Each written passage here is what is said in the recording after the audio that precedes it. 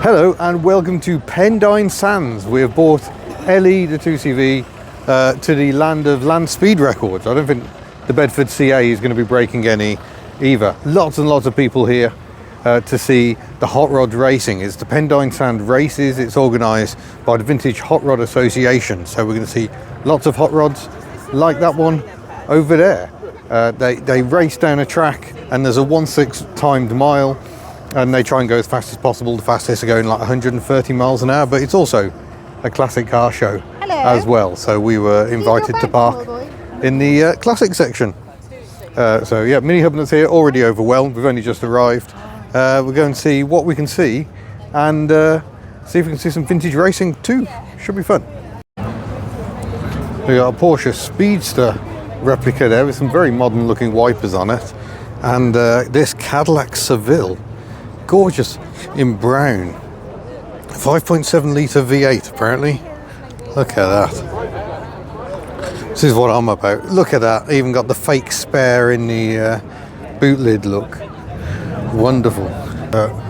Some more hot rod action going on. This is going to be a voyage of discovery for me because to compete you've got to be pre-1949 American and you're not allowed to modify with modern components. So we're not going to see LS swaps today. We're more likely to see flathead V8 swaps. Although this Ford here has still got a flathead 4 in it. A little air scoop on the carburettor. The merest hint of a filter in there. Splendid. Right, we're getting close to the racing. We'll come and have a look at the rest of the cars in the classic car lineup shortly. But this is the legendary Pendine Sands. It's where Parry Thomas was sadly killed in Babs in 1927 at about 170 miles an hour. He was about to set a new record. I believe Babs is in that museum, the Land Speed Museum up there. We'll go and have a look later on, hopefully. But yeah. There we go. So this is the pits. Public can't go into the pits. If you're really quick and get a media pass, you can go in. But otherwise we are left on the outer reaches. But look at this lineup. Wow, so many amazing cars and yeah, just wonderful. Some very, very loud, very open exhausts as well.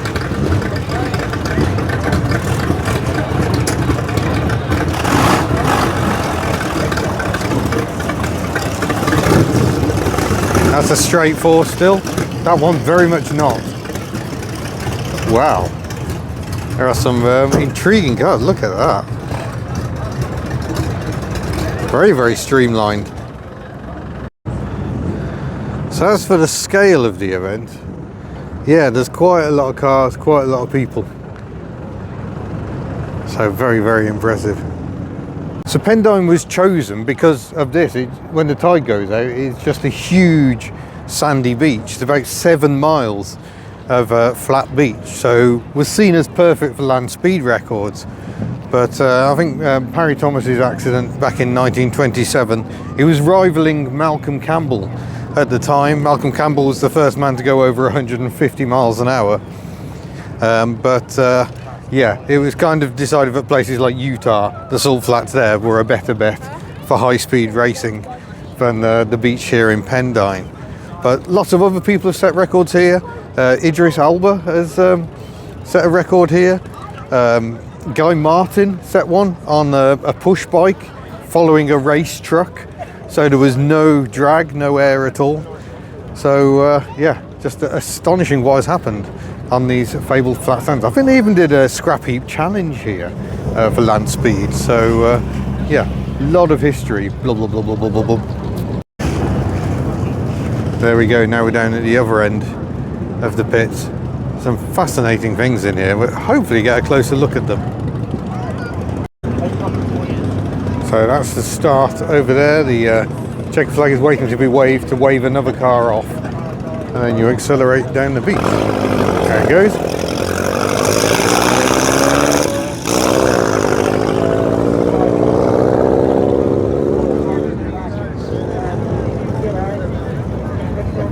Now, understandably, they give you a long way from the action. There are no crash barriers here, so if something went wrong at up to 130 miles an hour, it could be very, very messy. There goes another one.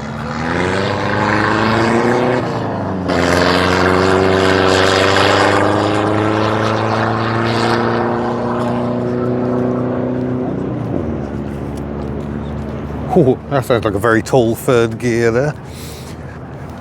But that's how you get the MPH, I suppose. What we can see a bit closer is the cars coming back having completed their runs.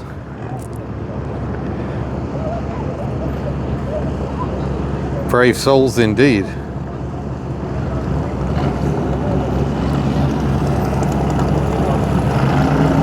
I have no idea what most of these are, so you're going to have to kind of work them out for me, I think. Is a Model A Ford in that? That's a Model A over there, I think.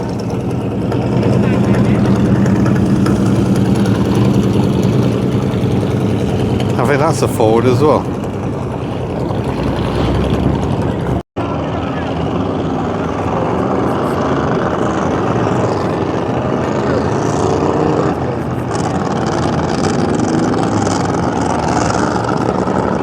Oh, it's not sounding very happy.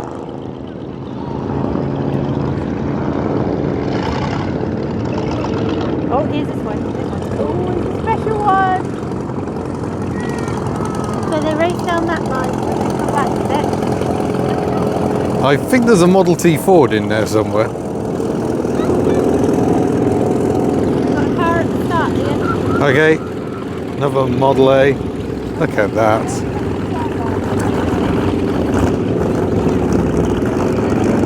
Oh, now we got the Super Streamliner at the start. Just wait for it to do it. There it is. Look at this.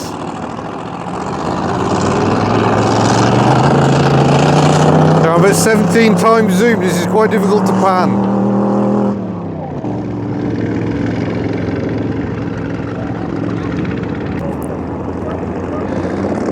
There goes 619. Oh, there's a gear there somewhere.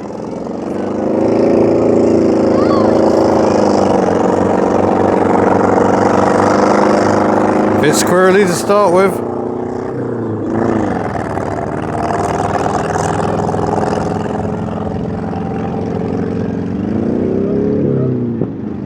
Oh dear, having a troubled run there, I think.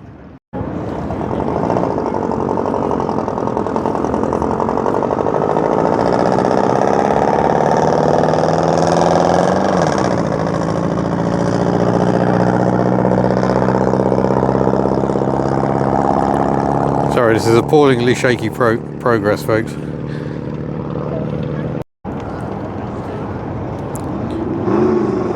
Ooh.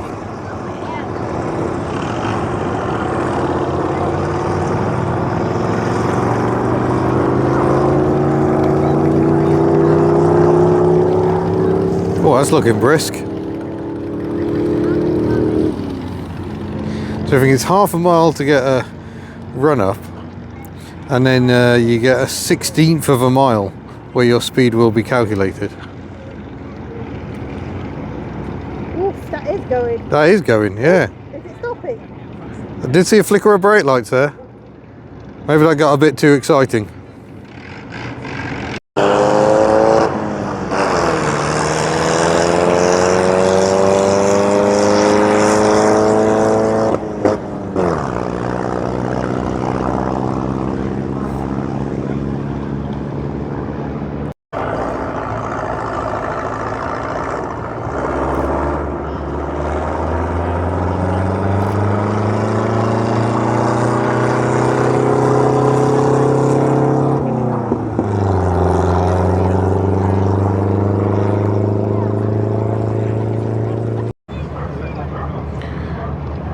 Oh, here comes that super aerodynamic one.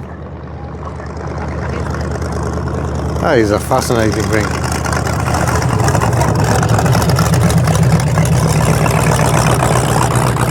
Crazy contraption.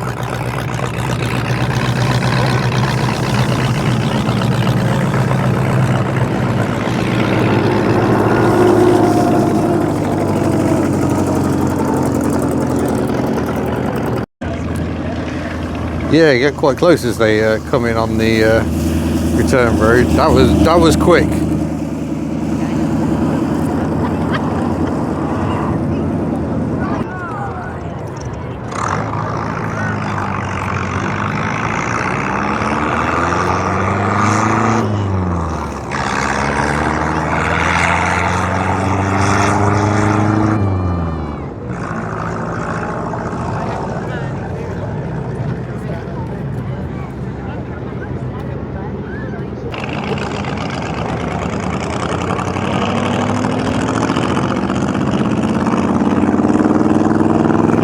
there is some Model T in that somewhere.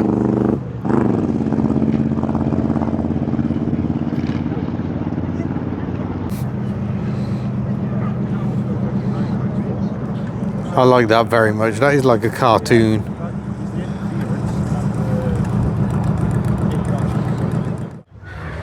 It's the hub nut section of the show, Mark III Mondeo, and a lovely UK market Impreza Turbo 2000, the estate car version, which is obviously bought one of the hot rods here today. Marvellous. Right, we've come back to have a look along the classic lineup. There are so many cars here, so let's go and have a look at what's about. A very impressive Pontiac to get us started. Isn't that imposing? Absolutely beautiful. Nice pair of Chevrolets, and next to our little 2CV, an enormous Cadillac. Wow, that's probably about 6 litres compared to 0.6 litres. Ellie, you do attract the finest friends, my dear. So I think this might be a 60 or 61 possibly, with the tail fin. Look at the length, the overhang. That's just crazy. Arizona plates. You're looking very small, Ellie. We're loving this Lotus Elise right next to us. We've seen the F250 at the Pembrokeshire show before. Yeah. Oh, lovely Ford Cabriolet there. That's gorgeous. There's going to be a lot of Fords about, I think. Just lovely. Beautiful. Some Chevrolet action, the old Bel Air, Merc. C124. Some more hot rods here that aren't currently racing. Oh, this one for sale if you want to go racing yourself. Lovely flathead V8. This beautiful Dodge, look at that. They've sealed in the patina on that Ford. Another Model A, I think. Love the hot rod style low light Morris Minor. Gorgeous. Stromberg equipped. Ford Deluxe. Bentley Continental. And we actually saw these campers, these two, in Aberystwyth last night. A turquoise one on its Porsche alloys. So there's obviously a bit of a T25 thing going on here. That looks really, really nice. I got a smart Roadster. Lovely. Roadster Coupe. With a bubble on the back. Another Ford Coupe next to it. MGA. Looking very nice. MGF. MX-5. And now we've got all this section to go through. Oh yes. Oh, Baja Bug. That's just the thing for coming to the beach. The exposed engine hanging out the back. Love it. Morgan freewheeler. Ford pickup. Here as well. F100. This I think we saw on Facebook this morning actually. Gorgeous Type 3 Volkswagen variant. The estate. Rear engine still, hence the cooling fins on the back. But with the engine flat under the floor, you actually get quite a lot of usable space. You can have a peek at the engine. There you go, do that, and then it heats up the interior. Marvellous. So that's quite a late facelift one with the larger rear lights. A very low Beetle next to it. More ground clearance on offer with the Series 1 Land Rover next to it. That is minimalist motoring indeed. Next to another F250. Looking very, very long. We've got an Evo, we've got a Toyota Supra Mark III, Toyota Land Cruiser, Volvo 240. So much to see. Little Mini next to another of these forward control Dodge vans. More hot rod action. And then the Morris Minor Traveller we've seen at quite a few shows. Alfa Romeo Coupe, Volkswagen Beetle with the sloping headlamps. Fairly, well not fairly early, sort of early 70s 911. Next to another air-cooled rear-engine vehicle, the old Bully, Volkswagen Type 2.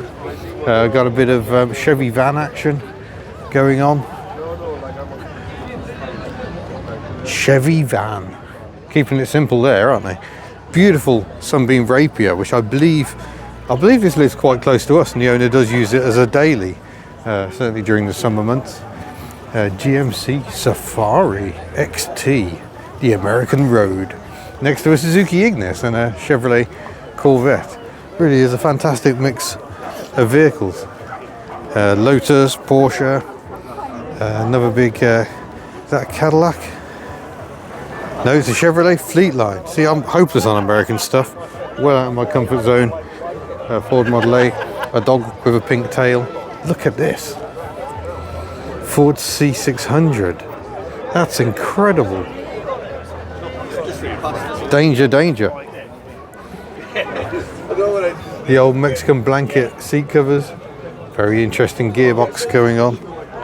That is it's very low, very practical for getting stuff in. That's amazing.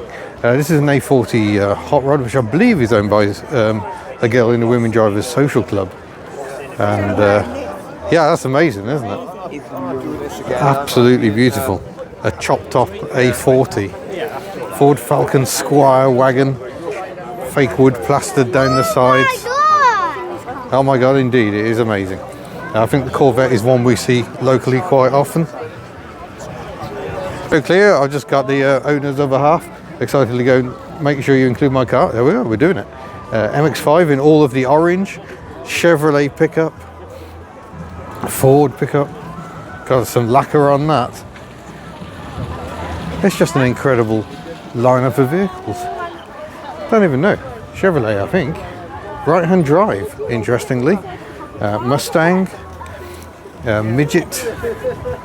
Quite a late one. I like those late midgets. This is a Robin Hood. Another one of those kit cars based on Lotus 7 kind of ethos. TR7. Another low Beetle with plenty of negative camber on the back. A Tiger. And a Massey Ferguson tractor rather. And that is it. That is all the classic. Oh no, we've got a few more. There's a Capri up here we haven't seen. Yeah, almost missed the Capri 2.8 injection next to an Audi e-tron. Why is that here? And oh yes, Dodge Challenger. Lovely. Like that very much indeed. Next to yet another Model A Ford. So yeah, quite the lineup here. Just the classics on show. So here's an interesting one. Its sister car ran at Indianapolis. We are talking Model T base, but it's got I think this one's got an overhead valve conversion. You can see the valves are all just exposed on the top of the engine. You must hope you don't get too much sand in there as you're going along. But 1923, wonderful. This one, a much more close to stock Model T. So I presume it's still got the original transmission in it. I don't know, but amazing. And this one apparently has a 16 valve head. So you are allowed some modifications. Obviously some go a bit more to town than others. Some have got slightly later V8s, but that V8 engine must have roots in a pre-1949 design. So even this Lincoln V8, look at that. The origins would allow it to compete here. But yeah, everyone's kind of gone their own way with it. Everyone's got their own flavour of what's fastest. I'll have a grill with some holes in it. It's a novelty there. Just have massive engine and no bodywork. Wonderful. And now we get to see the cars on the lineup. This is the most amazing day out. There's Model A's and Model B's, and I'm not clever enough to know the difference. But oh, listen to the noise.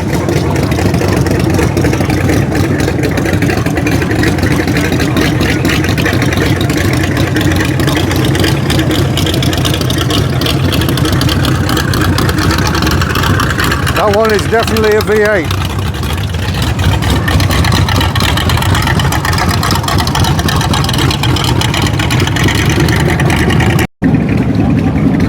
So this is Mart's garage. He has his own YouTube channel, loves his American Fords, has pre and post-war examples, loving the masking tape numbering. So he's in the V8 class, and fixed must be, is that fixed coupe? I don't know. But we'll watch him have a launch here.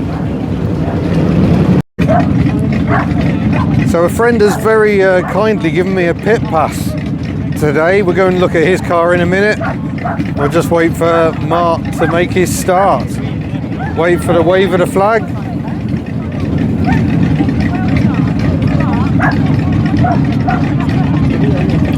There we go. And off he goes.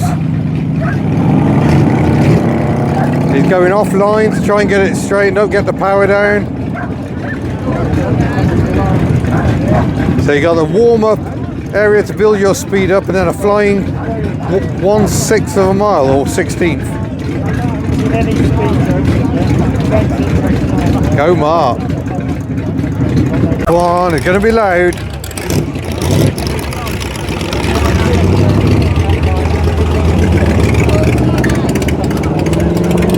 Look at it squirreling away.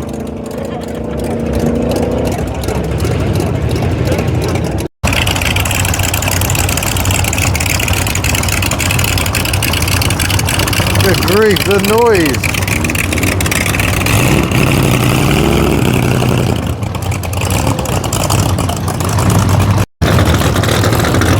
That one looks cozy. Oh my days.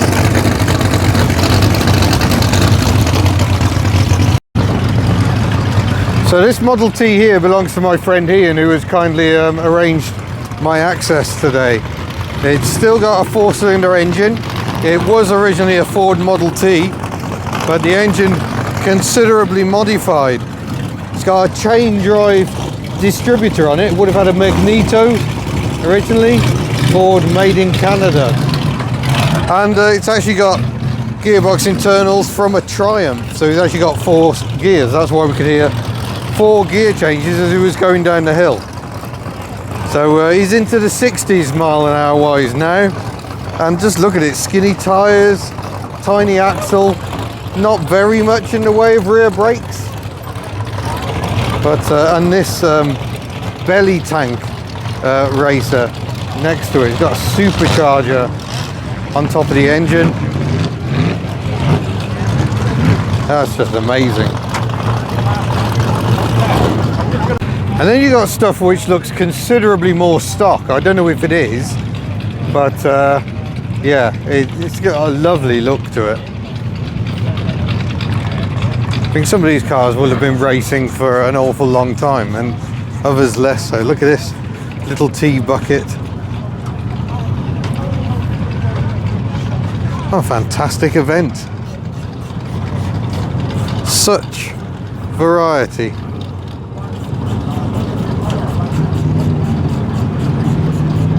So if you come to this event, and I would seriously recommend you do, they do have a limited number of pit passes.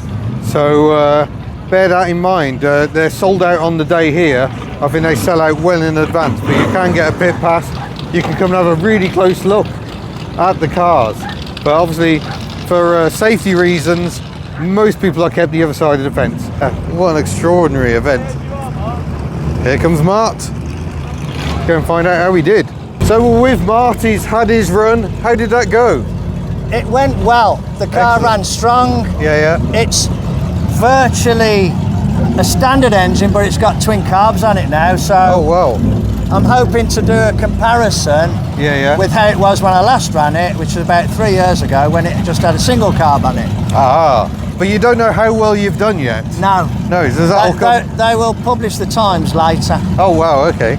So what capacity is the engine? 3.9 litres. Okay. And side valve, obviously. Side valve, or a flathead as we tend to call them. That engine was completely rusted solid. Yeah. To the point where I had to get underneath and knock the heads off the pistons. Oh wow. And hammer the pistons out of the bore. Yeah. And I taught myself I bought a boring machine, taught myself how to use it, and I rebored it, Wow. and it's up and running again now. Brilliant. And what is the car itself? Pre-war American is not my strong suit. If you come to the front, Yeah. this is a 1933 Ford V8 Coupe, Okay. and the body is more or less as it was when I bought it. Yeah. But mechanically, it's all been gone through. Yeah. You know, brakes, kingpin, steering. Do you know much of the car's history? No. No. Do you know when it came over? Oh, yeah. I imported it Okay. 12 years ago. Yeah. The only thing I know is the area that it was in was prone to flooding. Yeah, which, you know, hasn't helped it really. No. But, Oh, it's absolutely beautiful. thank you. Thank you And very much. Mark's Garage on YouTube. See you tinkering with your various projects. Yes. Mostly pre-war, but some post-war. Yeah, mostly pre-war. To be honest, Ian, the most popular pun there, car that I featured is a 100E, Ford 100E. Oh, okay. Yeah. That I bought last April, and it shouldn't have even. I shouldn't have even considered it. I bought Yeah. it blind on eBay. Paid to have it delivered, so the first time I saw it was in my garden. Oh, wow. And I then spent 6 months welding it. Yeah. But it's been great. And What engine in that? just 100E, you know, Just standard 1172 side 1172. valve. Yeah. Ford Anglia 1955, nice early one with a Yeah. 3-bar grille. Nice. And from my channel, that one really bumped up I suppose the viewing people figures. can more relate to that. That's exactly Yeah, what yeah. I've been saying to my friends. Yeah. We had this car and my Thunderbird, which is a 1957 Thunderbird. Oh, a beautiful car, A yeah, beautiful yeah. car. Yeah. The likes of which you would have seen Frank Sinatra driving, Marilyn Monroe. Yeah. But people can't relate to it. It's not a car of the common person. Yeah. It's what people can relate to. Yeah. Super. Well, thank you very much. Thanks, Ian. Very nice to see you. Yeah, thank you.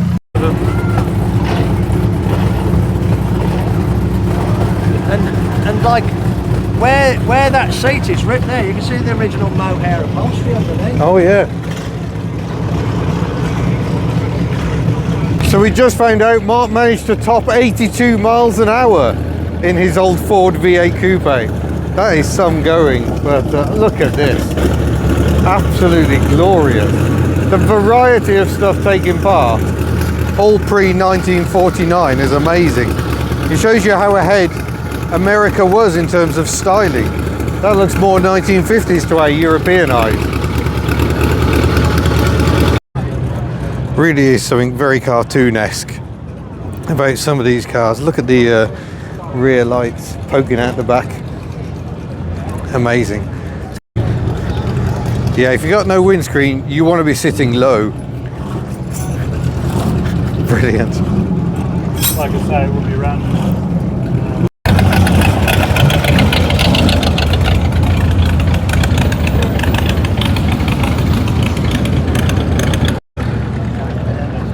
Also worth pointing out, these are all on cross-ply tyres.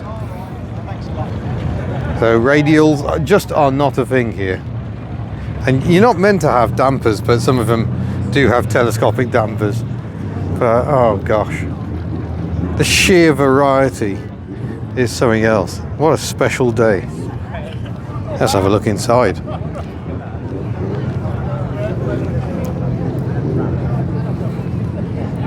A few more classic cars have arrived since we were last here, but one of them is the Trian 2, a car I have adored since I saw it published in a magazine, perhaps in the early 90s. I was still very firmly in my childhood. It is 2CV running gear, free-wheeled, but fabricated entirely out of wood in terms of body. You might remember the Costin from the Pembrokeshire show. Same person.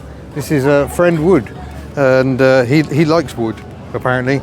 And this is the Triad. I've never seen it. I was going to say in the metal. That wouldn't be the right phrase at all, would it? But you can see the door hinges share a certain amount of style with that Costin design. So very much inspired by Costin. But yeah, free wheels.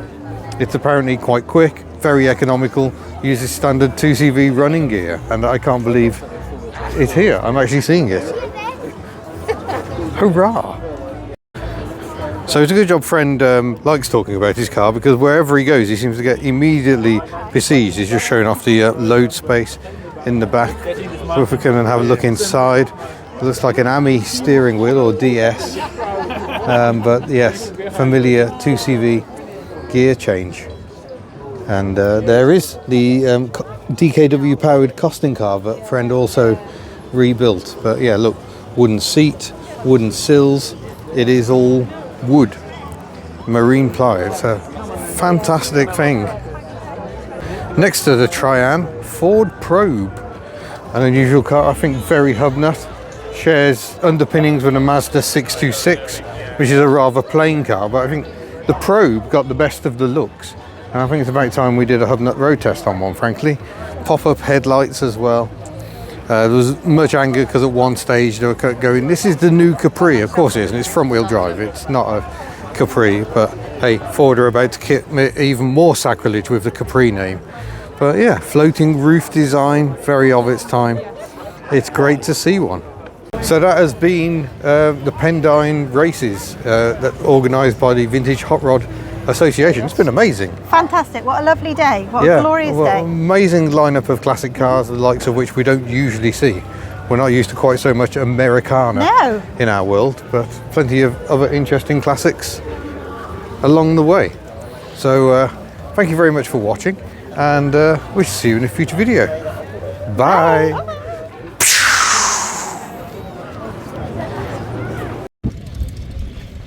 Bonus extra, because we've finished the recording for the day. This lovely Mazda 323 Estate has turned up. Lovely, very rare Survivor. Home time!